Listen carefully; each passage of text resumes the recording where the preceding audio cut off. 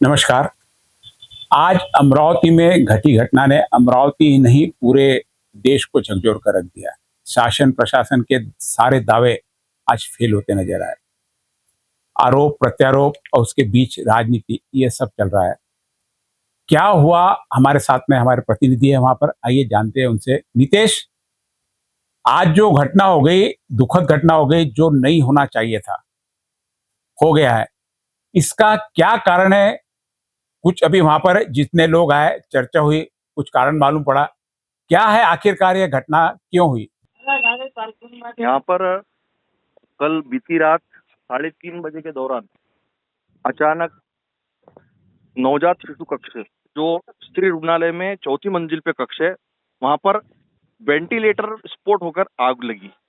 और आग लगने के बाद में वो आग लगातार फैल गई, जिसमें जितने वेंटिलेशन थे वो रूम के अंदर, वो कमरे में कुल 9 बच्चे थे। उन 9 बच्चों में से 3 बच्चों की दर्दनाक मौत हो गई जलकर। ये वेंटिलेटर विस्फोट कैसे होता है, इसकी कोई बेसिक जानकारी किसी ने दिया है? अभी तक तो अधिकृत उसकी जानकारी नहीं मिली। ये तांत्रिक विषय होने के कारण जब तक के इसके संबंधित जो लोग हैं, ये जो कॉन्ट्रैक्ट है, ये नागपुर के किसी कंपनी को दिया गया है और वो मेंटेनेंस और वो ही देखते हैं सब उसका आकर। यानी स्पेशल वेंटिलेटर का मेंटेनेंस रहता है, वेंटिलेटर में नहीं, वो थोड़ा सा पता करना कि आखिरकार इसमें क्या रहता है जो विस्फोट हो जाता है। क्योंकि यहाँ नहीं, यह कहीं पे भी हो सकता है, और उससे बचने के लिए क्या कर सकते हैं, इसकी टेक्निकली जानकारी लेना है। चलो आगे, आप बता रहे थे। आगे यहाँ जो बच्चे हैं, अब तक के कुल 39 बच्चों में से 36 बच्चों की जान बचाई गई है। अच्छा, आप बता रहे हैं कि उस रूम में 9 बच्चे थे, जिसमें से 3 की मौत हो गई, 6 महत्वपूर्ण है जो उनमें से बचे हैं, और बाकी के क्या अन्य वार्डों में थे? ये 2 अलग-अलग कक्ष है चौथी मंजिल पर, और ये 2 अलग-अलग कक्ष के अंदर जो बच्चे थे, कुल मिला के 39 बच्चे थे। इसमें 38 बच्चे एडमिट और एक एडमिट नहीं दिखाया गया था। एक बच्चा जो है वो रात में एडमिट कराया गया था। इसमें कुल मिलाकर जो है अभी जो घायल बच्चे, जो कुछ झुलस चुके हैं, जिनको किसके हाथ पैर जले, किसका पेट जला है, किसका पैर जला है। यानी घायल कितने बच्चे हैं टोटल? टोटल जो है वो 39 बच्चों में से 36 बच्चों की जान बची है, जिसमें अभी पंजाबराव देशमुख हॉस्पिटल में 11 बच्चे हैं, सुपर स्पेशलिटी हॉस्पिटल में 5 बच्चे जिन पर उपचार शुरू है, डॉक्टर हेमंत मुर्के हॉस्पिटल में 8 बच्चे जिन पर उपचार शुरू है, होप मल्टीपल्स हॉस्पिटल है, वहां पर 6 बच्चे जिन पर उपचार शुरू है, और परिजात हॉस्पिटल में 2 बच्चों पर उपचार जारी है। यानी सब कोई मामूली रूप से, कोई ज्यादा रूप से घायल बच्चे हैं। यहाँ इनकी प्रकृति का जायजा लिया गया, कैसी है? इनकी प्रकृति का जायजा खुद जाकर जिलाधिकारी आशीष एरेकर द्वारा लिया गया। यहाँ के उप जिलाधिकारी, उप विभागीय अधिकारी अनिल भटकर, तहसीलदार लोखंडे, इन्होंने भी जाके जायजा लिया। और ये जो निजी अस्पताल है, ये उन बच्चों के परिजनों से पैसे की मांग कर रहे थे एडमिट होने के पहले, तो जाकर इन अधिकारियों द्वारा उन्हें ताकीद दी गई डॉक्टरों को, जब तक इनका उपचार नहीं हो जाता, इनसे किसी प्रकार की फीस ना वसूली जाए, उसका नियोजन हम करेंगे। और उसका नियोजन खुद शासन करेगा, प्रशासन करेगा, ऐसा उनको डॉक्टरों को बताया गया है। अप्रोच किया गया उनको। 24 ऑगस्ट रोजी सकाळी 4:30च्या सुमारास एक दुर्घटना आपल्या डफरीन हॉस्पिटलचं जे आपलं NICU आहे त्याच्यामध्ये घडलेली आहे। यामध्ये एकूण 39 बालके त्या ठिकाणी होते, 2-3 विंग्स मिळून।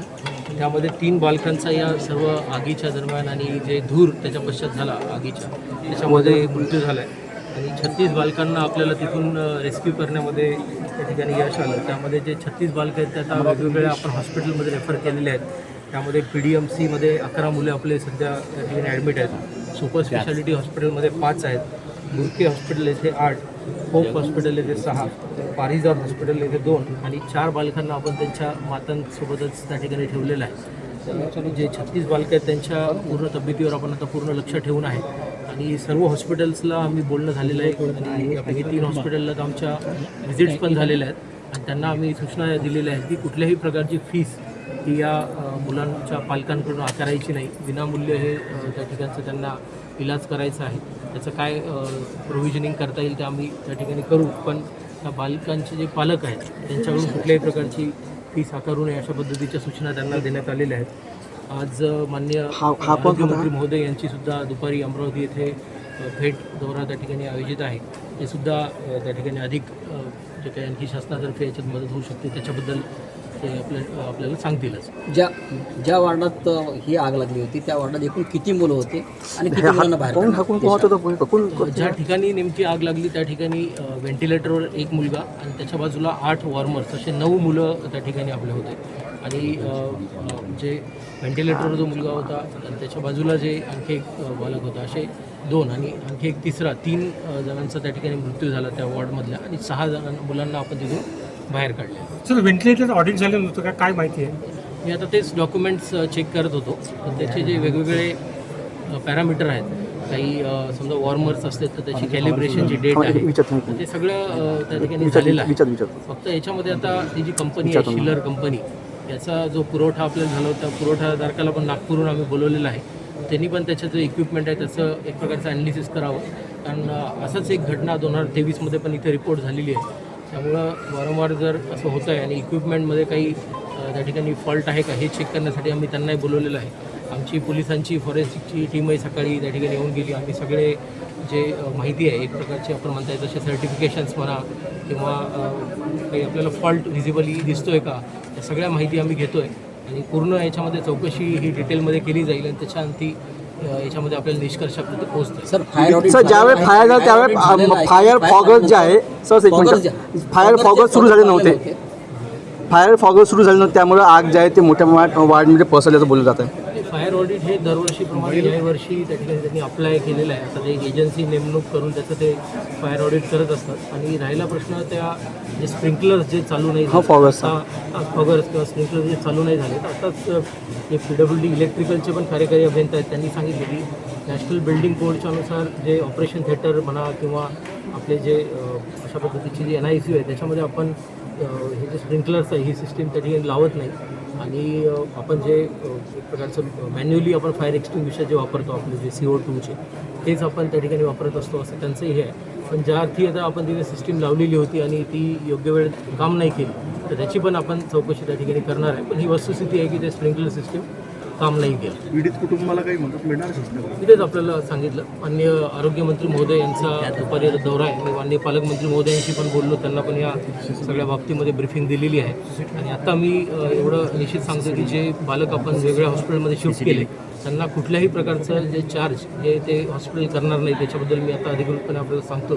आणि जे शासनाकडून जी मदत मिळणार आहे त्याच्याबद्दलची जे भाष्य आहे ते माननीय आरोग्यमंत्री महोदय दुपारी त्यांच्या व्हिजिटमध्ये करतात. और अभी जो यहाँ पे जो आग लगी वेंटिलेशन का टेक्निकल प्रॉब्लम है और चौथे माले पे बिल्डिंग है तो इसको बुझाने के क्या प्रयास है वहाँ पे? क्या उसके अलावा भी और कोई इक्विपमेंट है जिससे आग पर काबू पाया जा सका? और आग बढ़ी क्यों है? वहाँ की क्या जो आग बुझाने की सिस्टम वो फेल हो गई थी? जब 3:30 बजे अचानक जब आग लगी और आग देखते देखते इतनी फैल गई कि 3:30 बजे का जो समय रहता है वो एक तो कच्ची नींद का समय रहता है, ज्यादा है ना उसमें गहरी नींद आती है लोगों को. नहीं लोग तो, लेकिन वहां पे अटेंडेंट भी तो होते ना, अटेंडेंट तो जागते रहते, अटेंडेंट नहीं सोते हैं. अटेंडेंट से जब उठा तब वो आग बुरी तरह फैल गई थी. यानी पूरे कक्ष के अंदर पूरा काला धुआं फैल गया था और वो आग के धुएं के कारण अंदर का कुछ भी दिखाई नहीं दे रहा था. सिर्फ आग की लपटें केवल दिखाई दे रही थी. अटेंडेंट उस रूम से अंदर थे या बाहर थे? बाहर थे. जो परिजनों के जो रिश्तेदार रहते हैं वो लोग बाहर थे सोए और वो अचानक जो है जैसे ही उन्हें जब यह आग दिखी तो उन रिश्तेदारों ने उन परिवार के कुछ बच्चे थे, लोग थे, कुछ लड़के थे, उन्होंने लात से घुसे मारकर वहां के कांच फोड़े. वहां कुछ और भी चीजें लाकर वहां के कैसे दरवाजे तोड़े जाएंगे वो तोड़ ताड़ के हवा कैसी बाहर जाएंगी, धुआं बाहर होगा तभी बच्चों को बाहर निकाला जाएगा. तो ये सब घटनाक्रम जब था तब उस कक्ष के अंदर जो वाटर स्प्रिंकल लगे थे, वाटर स्प्रिंकल में से पानी आना चाहिए. का धुआं देखते ही पानी आ जाता जिसमें से, तो वो पानी आया नहीं. वो जो सिस्टम था वो पूरा फेल हो चुका था. उसी के कारण ये 3 बच्चों की मौत हुई. यह तो सारा फायर ऑडिट का प्रश्न है. हर बार चेक करते रहते हैं कि यह होता कि नहीं है. तो क्या फायर ऑडिट फेल हुआ इनका? फायर ऑडिट इनका कहना है कि हुआ था 2026-2027 तक के फायर ऑडिट हुआ है, ऐसा इनका कहना है. यहाँ पर हर 6 महीने में एक रंगित तालीम होती है जिसे मॉक ड्रिल कहा जाता है. ये फायर ऑडिट की लाइफ कौन तय करता है? 2026-27 लाइफ कौन तय करता है भाई? इसको 1 महीने तक कोई इसमें फायर नहीं लगेगी, 2 महीने तक आग नहीं लगेगी, इसका क्या पैरामीटर है? कुछ मिली क्या वहां से जानकारी? या फिर अग्निशमन विभाग से लेना कि यह किस आधार पर देते हो तुम? अभी नहीं मिली तो तुमने ले लेना अग्निशमन विभाग से। अग्निशमन विभाग अमरावती से, ये मनपा से अब ये जानकारी प्राप्त करना है। वैसे यहाँ जो इक्विपमेंट थे, जो गन थे, यहाँ पर छोटे जो सिलेंडर थे, उनके माध्यम से आग बुझाई गई है, जिस पर 2026-2027 पेन से लिखा है। और यहाँ पर जब आग लगने के बाद में, जब यहाँ घटनास्थल पर खुद जहाँ के जिल्हा शल्य चिकित्सक विनोद पवार पहुंचे, कोणाचं हे घटनाक्रम कसा घडलेला आहे आणि रात्रीच्या सुमारास अचानक ही आग लागण्याचं मुख्य कारण काय? मला पहाटे 3:30च्या दरम्यान फोन आला स्टाफचा की सर म्हणे आपल्या इथे एसएनसीमध्ये आग लागलेली आहे आउटबॉर्नमध्ये. मग इथे आल्यानंतर बघितलं तोपर्यंत त्यांनी 6 बच्चे काढले होते, सगळे धूर होता आणि फायर ब्रिगेडचं आम्ही हे चालू होतं. आणि मी आलो तेव्हा मग तिथले काचा पण आम्ही त्याच्या काचा फोडल्या धूर याच्यासाठी. आणि त्याच्यामध्ये 9 बच्चू होते एकूण. त्यापैकी आम्ही 6 काढण्यात यशस्वी झालो, 3 काढणे कारण की धूरच एवढा होता की खूप होता. आणि प्रत्यक्षदर्शी मी जेव्हा विचारलं तिथल्या स्टाफला तर सर म्हणे आम्ही इथेच होतो आणि एकदम त्याचा जोरात असा स्फोट झाला व्हेंटिलेटरचा. तर त्याच्यामुळे आग लागली एकदम आणि धूर झाला. तर त्याच्यामध्ये आम्ही 6 काढण्यात यशस्वी झालो आहे. म्हणजे व्हेंटिलेटरचा स्फोट झाला? हा, असं प्रत्यक्षदर्शी त्यांनी पाहिलं तर त्यांनी सांगितलं की व्हेंटिलेटरचा स्फोट झाला. आग विझवण्याची यंत्रणा काय आहे इथून, कशामुळे आग आपण एक्सटिंग्विशर आपण आहे आपले, त्याच्यामुळे आपण विझवण्याचा प्रयत्न केलाय, पण त्यांनी काही झालेलं नाही. त्याच्यानंतर आपण मग फायर ब्रिगेडचा फवारणी केली, पाणी हे केलंय, पण धूर एवढा होता. आग तर विझली पण धूरच खूप होता. त्याच्यामुळे आम्हाला त्याच्या पोचायला खूप अडचणी जात होत्या. इमारतीचं फायर ऑडिट झालंय? झालेलं आहे फायर ऑडिट. त्यामध्ये आता जे मुलं आहेत त्यांना कुठे कुठे हलवण्यात आलं? आता यातली मुलं आपण काही सुपर स्पेशालिटी हॉस्पिटल आहे आपल्या याचे कॅम्पसमध्ये, तिथे हलवले आणि उर्वरित आपण पंजाबराव देशमुख तिथे हलवले आणि काही प्रायव्हेट हॉस्पिटलची पण आपण मदत घेतलेली आहे. यामध्ये काही महिला ज्यांनी नवजात बालकांना जन्म दिला त्यांना कुठे हलवण्यात आलं? काय म्हटलं? महिलांना कुठे हलवण्यात आलं ज्यांनी जन्म दिला? नाही, महिला इथेच आहेत आपल्या इथे. त्यांना खाली व्यवस्था करण्यात आली बाकी इतर वॉर्डमध्ये. नेमकं या संपूर्ण घटनेमध्ये आपण केव्हा दाखल झाले या ठिकाणी? मला जसं कॉल आला 3:30ला, मी इथे लगेच साधारण 5 ते 10 मिनिटांमध्ये इथे पोहोचलोय. शासनाकडून अशा ज्या घटना होतात किंवा असे जे दुर्दैवी मृत्यू होतात त्यांच्या कुटुंबांना काही मदत मिळते का? नाही, आता मी शासनाला तर आता त्यातलं कळवेल आणि बाकी चौकशी करून त्याच्यावर अंतिम निर्णय घेण्यात येईल त्याच्यावर. उनसे जब पूछा गया तो उन्होंने बताया कि ये टेक्निकल कारणों से ये हादसा है बोले, और अचानक आग लगने का कारण क्या है ये अभी तक के जब तक तांत्रिक लोग नहीं आते संबंधित नहीं, तो मशीनों से। ऐसी जो होती है तो हादसे ही होते, कोई जानबूझ के थोड़ी लगाता है कोई। ये क्या लॉजिक हो गया, ये तो हादसा है करके? हादसे ही होते हैं। हादसे से बचने के लिए तो सारे प्रिकॉशंस लेने पड़ते हैं। ये नहीं आया कि ध्यान में उनको कि भाई हादसे तो हादसे ही होते हैं ना सब जगह। चलते रास्ते में भी एक्सीडेंट होता है, हादसा होता है वो। विनोद पवार ने जो जानकारी दी, हादसे से बचने के लिए ही जो सारी व्यवस्था करनी पड़ती है, फायर ऑडिट करना पड़ता है, इसकी बार बार जांच करनी पड़ती है। हादसों से बचने के लिए तो उसको हादसा कैसे करार दे दिया जाता है? ये जो हादसा होने का एक मुख्य कारण यह भी है कि इससे पहले भी सन 2022-23 में आग लगी थी। सन 2022 में ये वेंटिलेशन मशीनें जो है स्त्री रुग्णालय अमरावती में लगाई गई थी, और 2023 में ही ऐसी घटनाक्रम हुआ था। ऐसी आग लगने से, शॉर्ट सर्किट से आग लगी थी और ऐसा पूरा कक्ष जो है भड़का था। हाँ, उसके बावजूद भी ये जो कॉन्ट्रैक्ट है उसी ठेकेदार को दिया गया है, ऐसी जानकारी भी पत्रकारों से बातचीत करते हुए जिलाधिकारी आशीष एरेकर इनके द्वारा दी गई कि ये कहीं ना कहीं लापरवाही बरती गई है। ये यहाँ के जो अधिकारी है या ठेकेदार जो है या कमीशन-खोरी का मामला हो सकता है कि वापस उसी ठेकेदार को वो कॉन्ट्रैक्ट दिया जाए। कमीशन-खोरी का कैसे मामला हो सकता है? हम कैसे बोल सकते हैं कमीशन-खोरी का आरोप यहाँ पर अभी माजी पालक मंत्री, माजी महिला बाल कल्याण मंत्री डॉक्टर एडवोकेट यशोमती ठाकुर द्वारा लगाया गया है कि 56% तक के कमीशन लिया जाता है इस विभाग के अंदर। वो इस विभाग की खुद मंत्री रही है और खुद माजी मंत्री अगर ये बात बोल रही है तो इसमें कहीं ना कहीं तो कुछ हुआ है। इस पर भी यहाँ पर आता हे व्हेंटिलेटर ब्लास्ट झालं असं एक्सप्लेनेशन देतात आहे. आणि हे पहिल्याच वेळा नाहीये, याच्या आधी पण 2 वर्ष आधी असं झालं होतं. तर ते 2 वर्ष आधी झालं होतं म्हणून नवीन बिल्डिंग, नवीन सगळं महाविकास आघाडीचं सरकार होतं त्यावेळेला मी पालकमंत्री असताना या बिल्डिंगची मंजुरात आहे. उद्घाटन करायला फार वलवल असते या लोकांची. काय डेव्हलपमेंट केली, काय केली हे मला राजकारण नाही बोलायचंय, पण सप्लायर कोण होता, ते इन्व्हर्टर मध्ये फॉल्ट होता का, व्हेंटिलेटर मध्ये फॉल्ट होता का, इलेक्ट्रिक कनेक्शन्स मध्ये त्या ठिकाणी फॉल्ट होते का, व्हेंटिलेटर का फुटतं, म्हणजे तिथं फॉल्टी व्हेंटिलेटर्स दिलेले आहेत. 56% कमिशनवालं सरकार हे आहे आणि हे 56% कमिशनवालं सरकार याच्यावर दोषीच आहे असं म्हणायला काहीच हरकत नाही. इन्फ्रामॅन म्हणून घेत असताना गरिबांकडे पण लक्ष दिलं गेलं पाहिजे. डफरीन मध्ये कोणी श्रीमंताचं लेकरू येत नाही, इथं गरीबाचंच लेकरू या ठिकाणी होतं. जी पोरं मृत्युमुखी पडली त्यांना मोठ्या प्रमाणात कंपेन्सेशन 3 आणि 4 लाख देऊन हे चालणार नाही बाबा. इथे जरा बघा, संसार थाटायला एखादं लेकरू NICU मध्ये त्या ठिकाणी, म्हणजे काय बोललं पाहिजे, मला शब्द कमी पडतायत. निषेध आहे या सगळ्या गोष्टींचा. लक्ष द्या, इन्फ्रामॅन इन्फ्रास्ट्रक्चरकडे थोडंसं लक्ष द्या. हे कोण सप्लायर्स आहे त्यांच्याकडे जरा कडक लक्ष द्या. कधी आदिवासी विभागाची पोरं त्यांना फूड पॉइझनिंग होतं, कधी डफरीन मधले आग लागते, कुठं काय होतं, कोणाला जेवण भेटत नाही, इथं डॉक्टर्स मोठ्या प्रमाणात उपलब्ध नाहीये. हे सगळं बंद करा. हे 56% कमिशनचं सरकार आहे असा माझा थेट आरोप आहे आणि आरोपच नाही, हे सिद्ध झालेलं आहे. यांना काही घेणं देणं नाहीये गरिबाचं. हे गरिबांकडे लक्ष देत नाहीये. यहाँ खुद सुलभाताई खोड़के अमरावती के आमदार, अमरावती की विधायक, इन्होंने भी आकर यहाँ भेंट दी.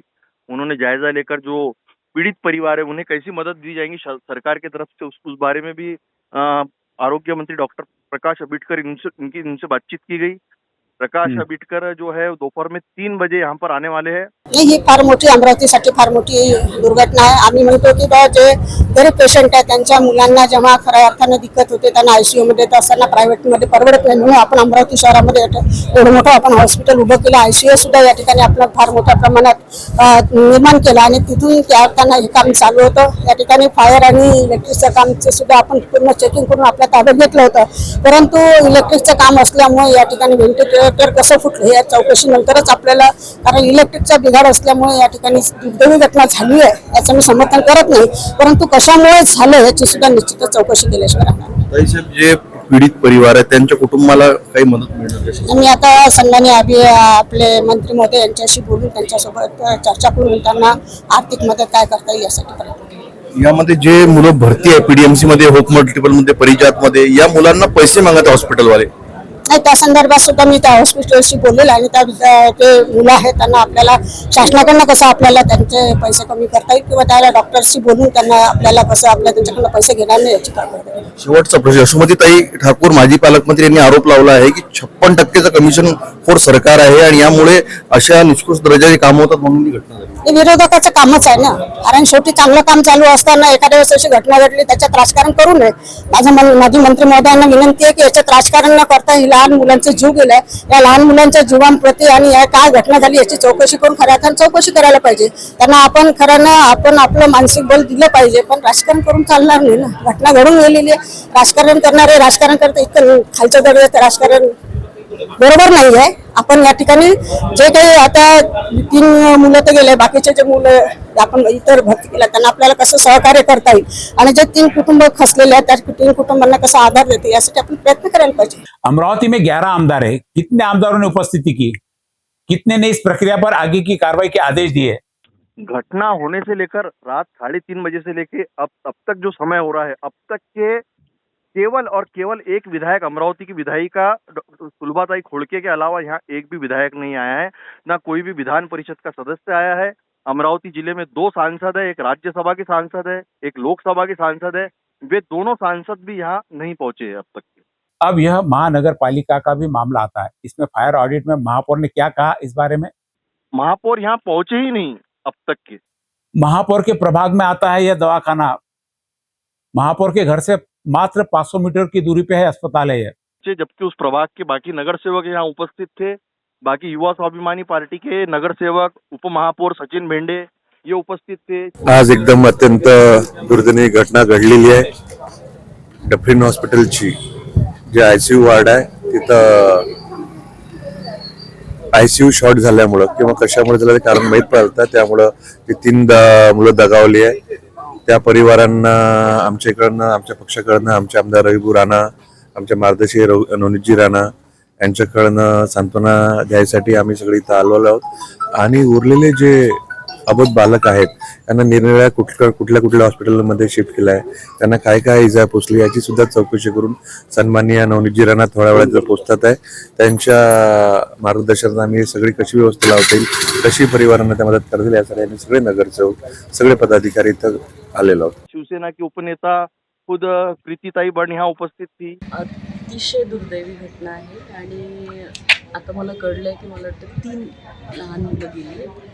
तर एक महिला म्हणून त्या आईचं दुःख खरोखर आम्हाला कळतं. आज म्हणूनच मी आहे कारण या दुःखाचं मोजमाप तर होऊ नाही शकत, पण कुठेतरी या हॉस्पिटलचे ऑडिट तपासणं जरुरी आहे किंवा फायर ऑडिट किंवा इथे जे काही सुविधा आहेत त्याच्यात खरंच त्या मिळतात का, खरंच शासनाकडनं ज्या काही गोष्टी इथे यायला पाहिजे त्या येतात का. आणि इथलं मला असं वाटते प्रॉपर इथे प्रतिनिधी नाही आहे, पण एक सांगते या दवाखान्याकडे डफरीन या हॉस्पिटलकडे नेहमीच दुर्लक्ष झालेलं आहे. कुठेतरी या बाबतीत शासनाने म्हणा स्थानिक आमदारांनी म्हणा इथे लक्ष द्यायला पाहिजे, मीटिंग्स घ्यायला पाहिजे. तर महिन्याला म्हणा किंवा इथे आल्यावर कळलं आम्हाला की ऑडिट पण मला वाटतं फायर ऑडिट पण काय माहिती काय प्रॉब्लेम आहे, कोणी म्हणताय टेक्निकल आहे पण ते पण तपासलं जात नाही. आणि पाणी आग लागल्यानंतर पाणी पडतं बरोबर ते सुद्धा पुरून खरोखर हा निष्काळजीपणा आहे म्हटलंच आहे. पण मी हे कळवले आंबेडकर साहेबांना आणि मला असं वाटतं ते दुपारपर्यंत येतील. याचं मोजमाप तर होऊ नाही शकत दुःखाचं, पण कुठेतरी याची भरपाई आमच्याकडनं किंवा माननीय एकनाथजी शिंदे साहेबांशी आम्ही बोललो आहे. त्यांनी पण सांगितलं की मला जे करता येईल जी मदत करता येईल ती करायला पाहिजे. आणि आज आम्ही तेच म्हणतो की या दुःखात सामील व्हायला आम्ही नक्की आलो, पण कुठेतरी एक मदतीचा हात म्हणून माननीय शिंदे साहेब आंबेडकर साहेब इथे नक्कीच करतील असं मला असं वाटते.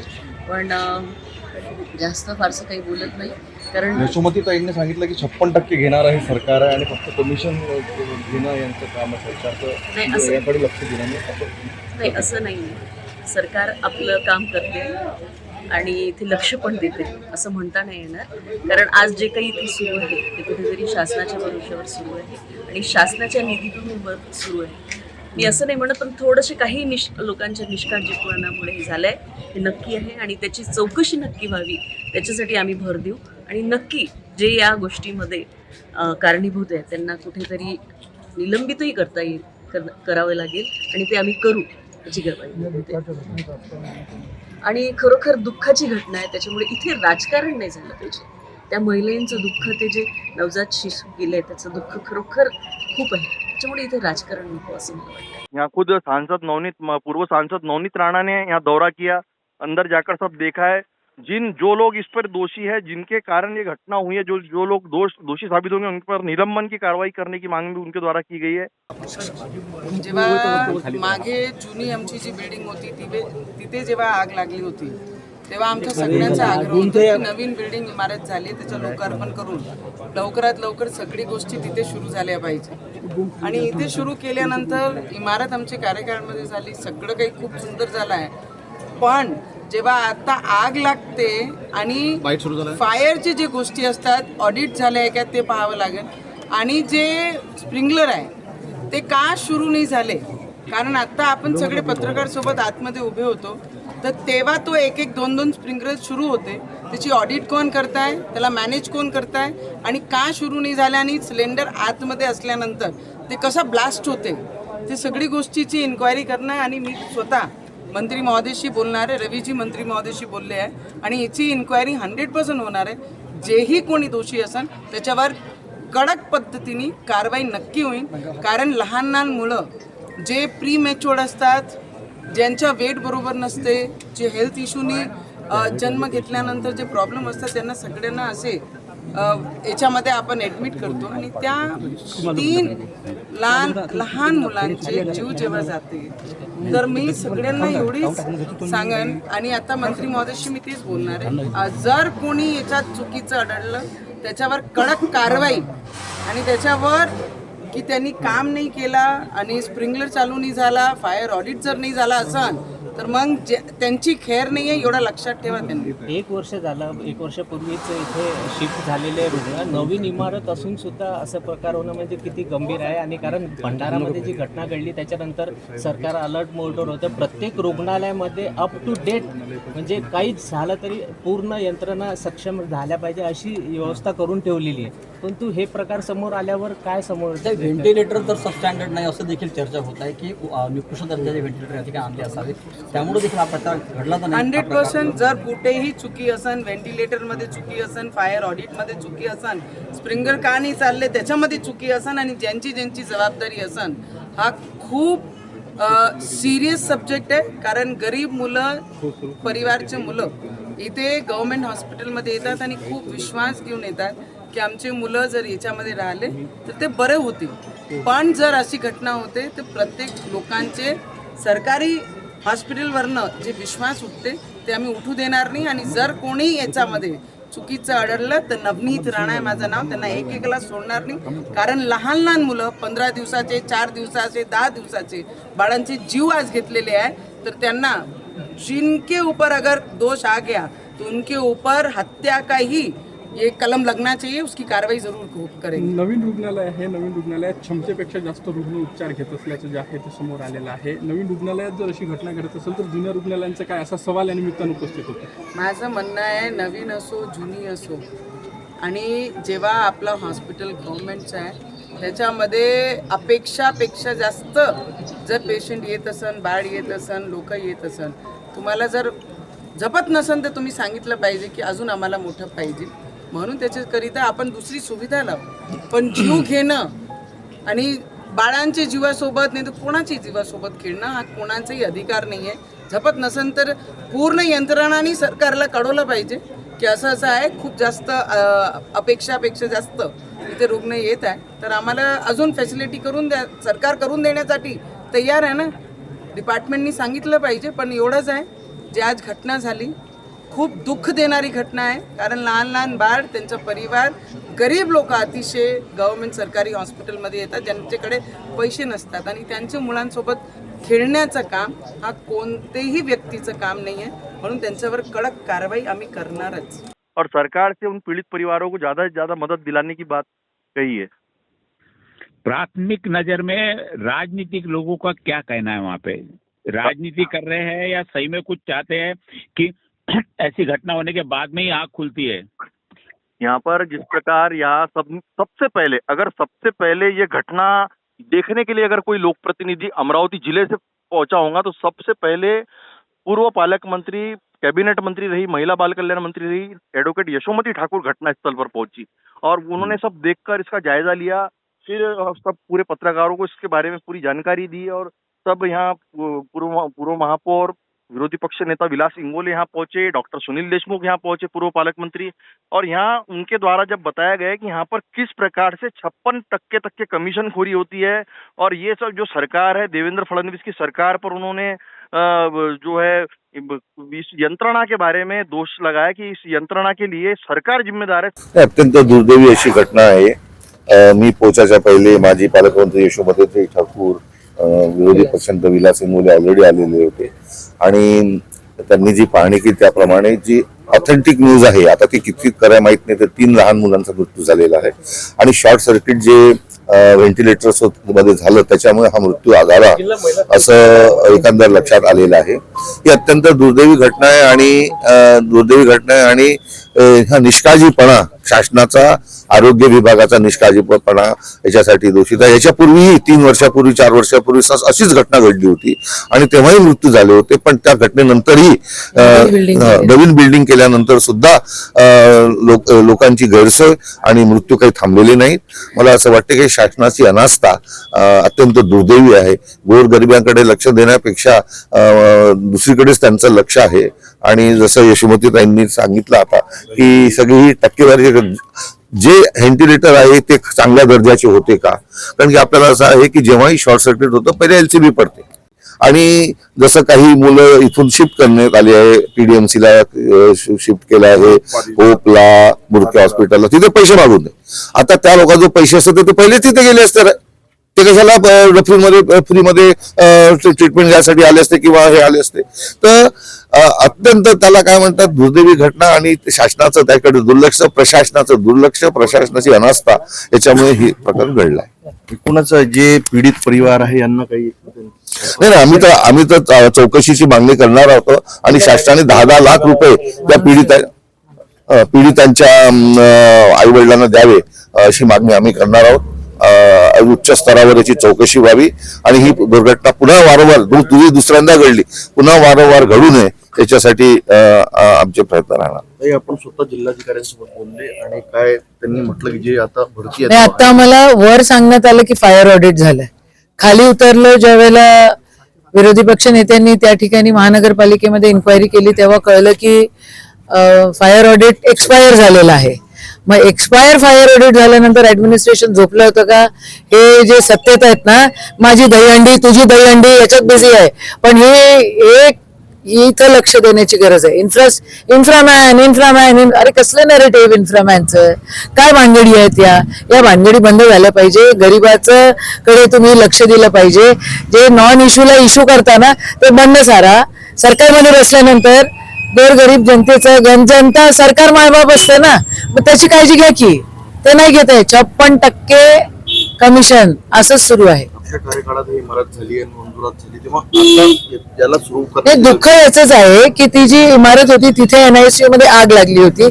त्यावेळेला मृत्युमुखी कोणी पडलं नव्हतं, पण ती इमारत कमी पडत होती. म्हणून ज्यावेळेला महाविकास आघाडीचं सरकार होतं, मी पालकमंत्री असतानाची ही इमारत या ठिकाणी मंजुरात झाली. पण इतके दिवस त्यांनी शिफ्ट नाही केलं कारण फायर ऑडिट नव्हतं म्हणून. आता शिफ्ट केलं कारण फायर ऑडिट झालेलं आहे म्हणून. आता इन्क्वायरी केली तर फायर ऑडिट एक्सपायर पण झालेलं आहे. तर दुर्लक्ष आहे. या लोकांना म्हणजे नॉन इश्यूचा इश्यू करतात आणि जे खरं लक्ष देण्याचा गरज आहे तिथे हे लोक दुर्लक्ष करतात. मनुष्यवधाची गुन्ह्याची मागणी झाली पाहिजे. त्या ठिकाणी आम्ही इन्क्वायरी झाली पाहिजे आणि जो कोणी दोषी आहे त्याच्यावर कारवाई झाली पाहिजे. जे लेकरं दगावली त्यांना मोठ्या प्रमाणात कम्पेन्सेशन दिलं पाहिजे. त्या आदिवासी विभागामध्ये एक साप चावून लेकरू मरतं तर 4 लाख रुपये, आणि मोठ्या ऍक्सिडेंट मोठ्या श्रीमंताचं लेकरू मेलं तर 20 लाख रुपये. हे कोणची भानगड आहे? इक्वल ट्रीटमेंट द्या सगळ्यांना. सरकार को सिर्फ जल्दी से जल्दी सब इमारतों के उद्घाटन करने हैं, जल्दी जल्दी.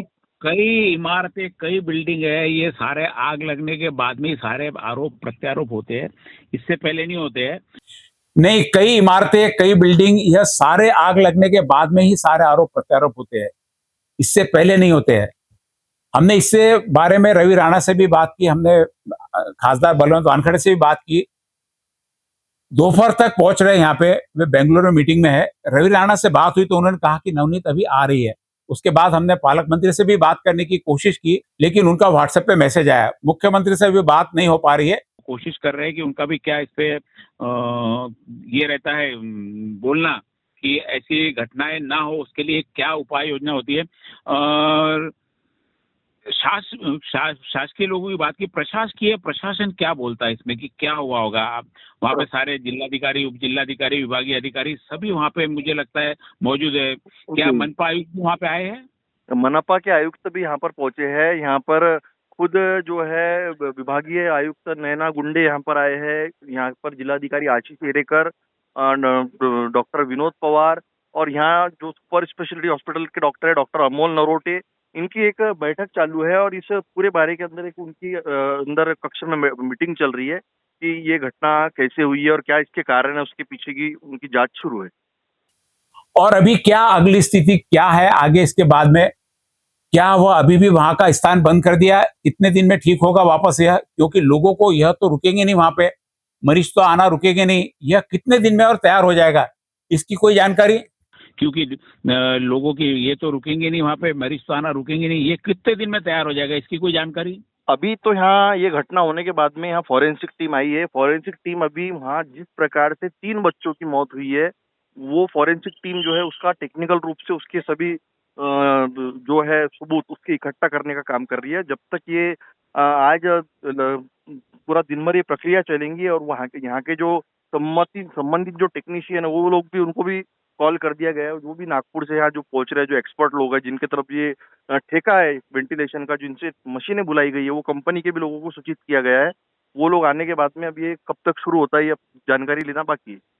अग्निशमन विभाग का क्या रोल रहा आग बुझाने में, लोगों को रेस्क्यू करने में, किस प्रकार से उन्होंने मदद की, कितनी देर बाद पहुंचे? अग्निशमन विभाग जो है यहाँ घटना जब हुई 3:30 बजे के दौरान घटना हुई, घटना की सूचना जो है वो तत्काल यहाँ के सुरक्षा रक्षक संजय भगत और जो कुछ लोग थे यहाँ के उनके द्वारा दी गई। और वो सूचना मिलने के बाद में तत्काल मनपा की टीम यहाँ आ चुकी थी, परंतु पाइप जो है वो 4थी मंजिल पर पहुंचाना उनके लिए मैन पावर कम होने के कारण वो पॉसिबल नहीं था। लेकिन जो मरीज के जो परिजन आते हैं, जो बच्चों के माँ बाप थे, जो रिश्तेदार थे, उन लोगों ने बेड पे की चादरें उठाई, उसकी रस्सी बनाई एक दूसरे को गठान मानकर, और वो पाइप को ऊपर खींचकर फायर ब्रिगेड के पास में रस्सियां पहुंचने के साधन भी उपलब्ध नहीं थे वहां पे, 4थी मंजिल तक जा सके। इस बारे में आशीष येरेकर ने क्या कहा? मनपा आयुक्त से कोई इस बारे में चर्चा हुई है? इस बारे में जिलाधिकारी आशीष येरेकर ने क्या कहा? क्या मनपा आयुक्त से कोई इस बारे में चर्चा हुई आपकी? नहीं, मनपा आयुक्त से भी प्रतिक्रिया लेनी चाहिए, और मनपा आयुक्त से विलास सिंगोले भी आए थे, विरोधी पक्ष नेता, क्या उनसे चर्चा हुई इस बारे में? महापौर तो तुम कह रहे थे नहीं आए। महापौर यहाँ नहीं आए, विरोधी पक्ष नेता आए यहाँ पर, परंतु उन्होंने भी अपनी प्रतिक्रिया नहीं दी। कारण उनके वरिष्ठ नेता डॉक्टर सुनील देशमुख, एडवोकेट यशोमतीताई ठाकुर, इनके द्वारा बोलने के बाद उन्होंने बोला नहीं है। लेकिन अभी यहाँ पर मनपा आयुक्त गोदावले साहब आए हैं, उनकी प्रतिक्रिया कुछ देर में मिल जाएंगी, वो भी लेकर प्रस्तुत भेजी जाएगी। मंजिल तक की सुविधा है अपने पास में आग बुझाने की, ये जरूर प्रश्न पूछिएगा उनसे। बिल्कुल। और अमरावती में पिछली बार हमने पूरी रिपोर्ट की थी कि मात्र 200 लोगों की एप्लीकेशन, 200 कुछ लोगों की एप्लीकेशन आई थी इनके पास में फायर ऑडिट की। करीब 5000 शॉप पे इनके फायर वाले विजिट करते हैं, लेकिन फायर ऑडिट नहीं करते। ये बहुत बड़ा प्रश्न हमने पिछले बार उठाया था, लेकिन कहीं तो भी वो फिर दब गया है। तो फायर ऑडिट के बाद वापस मुझे लगता है कि इस जागृति को वापस जगाना पड़ेगा, क्योंकि फायर ऑडिट एक दवाखाना नहीं, और भी कई अमरावती में ऐसी बिल्डिंग है जिनमें ऐसी संभावना हो सकती है।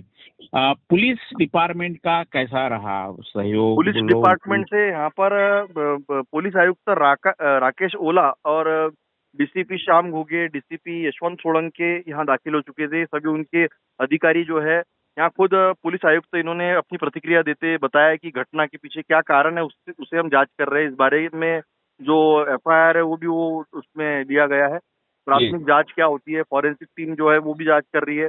उसके बाद हम इसमें क्या कर सकते हैं वो भी उन्होंने बताया। 9 बच्चे थे, दुर्दैवी रूप से उसमें से 3 बच्चों की मृत्यु हुई है। बाकी जो 6 बच्चे हैं उनको इलाज के लिए अलग जगह पर स्थानांतरित किया गया। प्रथम दृष्टया जो वेंटिलेटर यहाँ पर जो लगा हुआ है, उस वेंटिलेटर के अंदर आग लगी है ऐसा पता चला है। आग लगने का मुख्य कारण क्या है? अभी जो इसका जो इन्वेस्टिगेशन है वो होगा आगे, लेकिन अभी जो प्राइमर फेसी जो पता चला है उसमें ये पता चला है कि जो वेंटिलेटर है उसके अंदर आग लगी। अग्निशमन विभाग की जो यंत्रणा है वो कार्यान्वित नहीं थी, ऐसा भी बोला जाता है। ये सब तपास का भाग है, इन्वेस्टिगेशन में आगे सारी चीजें सामने आएंगी। और यहाँ ये कैसे सुरक्षा के इंतजाम किए गए हैं भी उन्होंने जानकारी दी है। पुलिस विभाग जो है वो आके यहाँ कोई रोष ना हो, या यहाँ यहाँ का वातावरण संवेदनशील ना हो, इसके कारण यहाँ पर पुलिस का तगड़ा बंदोबस्त यहाँ तैनात किया गया है। कई जो परिजन है वो अब जमा होना चालू हो गए हैं, जिनके बच्चे जो है, कुछ बच्चे जो है जिनके घर में कई दिनों के बाद में खुशियां आई थी, लेकिन वो खुशियां मातम में बदल गई, तो वो लोग भी यहाँ पर जो है धीरे धीरे जमना चालू हो रहे हैं। विविध राजनीतिक दलों के लोग, उनके प्रतिनिधि, नगर सेवक, यहाँ सामाजिक संगठन के लोग भी यहाँ पर जमा होना चालू हुई है। इससे हो सकता है कि अभी कुछ देर बाद दोपहर तक के कुछ शहर में आंदोलन या चक्का जाम या वातावरण भी दूषित होने की भी संभावना है। यह हॉस्पिटल यानी स्त्री अस्पताल वहां के मेडिकल कॉलेज से संलग्न है। कोई मेडिकल कॉलेज की तरफ से कोई प्रतिक्रिया? अब तक के कोई अधिकृत प्रतिक्रिया मेडिकल कॉलेज के द्वारा नहीं आई है। अब तक जब तक ये इन अधिकारियों की बैठक पूरी नहीं हो जाती और उसमें क्या हुआ वो अधिकृत रूप से जानकारी प्राप्त होना बाकी है। ठीक है, आप लगे रहिए वहां पर, और भी कोई जानकारी हो तो हमें अपडेट देते रहिएगा। ये थी हमारी वहां की ग्राउंड रिपोर्ट जो हमने हमारे प्रतिनिधि से अभी बात की। कई नेता आए, कई आने वाले हैं, बताया जा रहा है कि स्वास्थ्य मंत्री भी आ रहे हैं, थोड़ी देर में पहुंचेंगे वहां पर। लेकिन इन सारी घटनाओं में हमेशा हमने देखा कि जब घटना घट जाती है उसके बाद में आरोप प्रत्यारोप और उसके ऊपर क्या उपाय योजना चाहिए इस पे चर्चा। 2023 में भी इससे पहले यहाँ पर आग लगी थी इसी वार्ड में, उस समय भी उपाय योजना की थी। अब प्रॉब्लम आया कि वेंटिलेटर का विस्फोट, यह बात कुछ जचने वाली नहीं है कि वेंटिलेटर में आखिर ऐसी क्या चीज है कि जिससे विस्फोट होता है। यह बहुत बड़ा प्रश्न चिन्ह है। हम आज मंत्री आ रहे हैं, उनसे भी प्रश्न पूछेंगे आखिर वेंटिलेटर। हमने कई टेक्निकल लोगों से इसके बारे में जानकारी ली कि वहां पे ऐसा कुछ, उसमें कोई ऐसी गैस या कोई इन्फ्लेमेबल नहीं कि जिसका दबाव बन के ऐसा विस्फोट हो सके। आखिर क्या कारण है, क्यों वेंटिलेटर का नाम लिया जा रहा है, क्या कोई और इसमें घटना है जो छुपाई जा रही है? वेंटिलेटर में आमतौर पर ऐसे आग नहीं लगती। कई सारे उपकरण वहां पे फेल हो गए। सबसे पहले कि यदि धुआं निकलता तो उसका सायरन बजता है, और कहां से धुआं निकला इसका इंडिकेशन, क्या वह इंडिकेशन मशीन, क्या वह सिक्योरिटी ऑप्शन सारे बंद थे? फिर फायर ऑडिट किस चीज का? यदि आग का धुआं देखते ही यदि सायरन नहीं बजता है, पहले धुआं निकलता है उससे सायरन बजता है, उसके बाद भी यदि आग हो तो उसमें से स्प्रिंकलर में से पानी निकलना चाहिए। ये सारे सिस्टम एक साथ में फेल हो गई, और जब फेल हुई ऐसे समय वहां पर वेंटिलेटर का विस्फोट होना जो बताया जा रहा है कथित रूप से। और हमने देखा कि कई जगह, यहाँ पे भी, गोंदिया में भी पिछली बार, यहाँ पे पीडीएमसी, सब जगह आखिर बच्चों के वार्ड में ही ऐसी आग क्यों लगती है? ये बहुत बड़ा रिसर्च का विषय है। आप देखते रहिए, आगे लगातार अपडेट में बने रहेंगे कि इसका आखिर क्या कारण है। जब तक तह में नहीं जाते तब तक हम आपके साथ में बने रहेंगे। नमस्कार।